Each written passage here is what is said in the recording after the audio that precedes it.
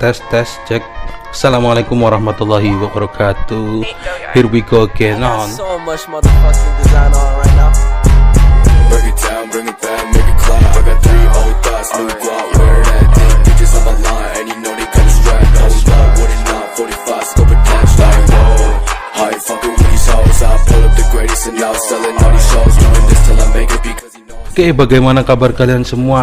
Pasti saya akan mendoakan, ya tidak lupa juga, pasti saya akan mendoakan kalian supaya tetap sehat selalu, dimudahkan rezekinya, dan kemudian diberi kesehatan. Oke, pada kesempatan kali ini kita akan membahas tentang perbedaan laporan keuangan yang ada pada LAS, Lembaga Amil Zakat, dan juga yang ada di laporan keuangan jasa. Oke, tanpa berlama-lama mari kita masuk ke pembahasannya. Dalam pembahasan kali ini kita hanya akan fokus dalam 2 pokok pembahasan, yaitu yang pertama tentang komponen dan yang kedua adalah tujuan. Oke, langsung saja kita masuk ke pembahasannya, yaitu komponen laporan keuangan. Dalam komponen laporan keuangan ini, LAS memiliki 5 komponen. Yang pertama adalah memuat data aset, laporan posisi keuangan yang memuat data aset, kewajiban, dan saldo dana. Kemudian ada perubahan dana, laporan perubahan dana yang memuat data penerimaan dan penyaluran zakat, infak, sedekah, dana non halal, dan dana amil. Kemudian yang ketiga ada perubahan aset kelolaan, laporan perubahan aset kelolaan yang memuat data perubahan dan saldo atas kuantitas dan nilai aset kelolaan berupa aset lancar maupun tetap untuk masing-masing jenis dana selama periode pelaporan. Kemudian ada laporan arus kas, yang memuat data transaksi kas dan setara kas amil zakat, baik kas masuk maupun keluar, sehingga dapat diidentifikasikan kenaikan dan penurunan bersih kas dan setara kas berdasarkan aktivitas operasional, investasi, dan pendanaan selama 1 periode akuntansi. Dan yang terakhir adalah catatan atas laporan keuangan yang memuat data-data pencatatan laporan keuangan amil zakat sebagai dasar penyusunan laporan keuangan, pengambilan kebijakan akuntansi, dan pengungkapan informasi yang belum disajikan dalam neraca, laporan perubahan dana, laporan perubahan aset kelola, serta laporan arus kas. Itu untuk komponen yang ada dalam laporan keuangan LAS. Kemudian untuk laporan keuangan jasa, yang pertama itu ada ini, kalau misalkan tadi LAS itu menurut PSAK ya, sedangkan untuk jasa ini SAK.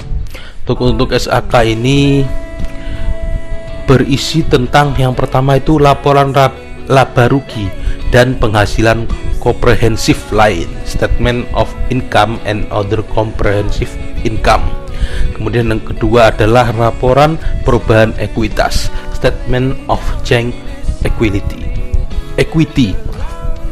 Kemudian laporan posisi keuangan, statement of financial position atau neraca, balance sheet. Kemudian laporan arus kas, statement of cash flow, statement of cash flow. Kemudian catatan atas laporan keuangan, kemudian informasi komparatif. Dari perbedaannya sudah kelihatan untuk dalam komponennya ini, yaitu kalau misalkan LAS kita tidak ada laba dan rugi ya, karena kita tahu sendiri kalau misalkan di LAS itu memang seperti perusahaan non profit, lembaga non profit, sedangkan jasa juga dia termasuk yang profit. Terus yang kemudian yang selanjutnya adalah tentang tujuannya ya, tujuan laporan keuangan LAS dan jasa. Untuk tujuan LAS yaitu yang pertama, membangkitkan atau memotivasi kesadaran LAS atau BAS terhadap prinsip syariah dalam semua transaksi dan kegiatan atau aktivitas. Kemudian kepatuhan lembaga-lembaga zakat terhadap nilai-nilai syariah serta pemberian informasi mengenai keseluruhan transaksi akuntansi, mulai dari pencatatan aset, kewajiban, penerimaan, bahkan pada penggunaan dananya. Kemudian sebagai bahan evaluasi terhadap pemenuhan tanggung jawab lembaga-lembaga zakat terhadap kepercayaan dalam mengelola menggunakan dana, bahkan sampai pada tahap investasinya serta keuntungan dari investasinya. Kemudian manajemen pengelolaan dalam pembagian zakat, infak, sedekah, dan sodaqah. Kemudian menilai jenis pelayanan yang diberikan LAS atau BAS serta kemampuannya untuk terus memberikan pelayanan tersebut.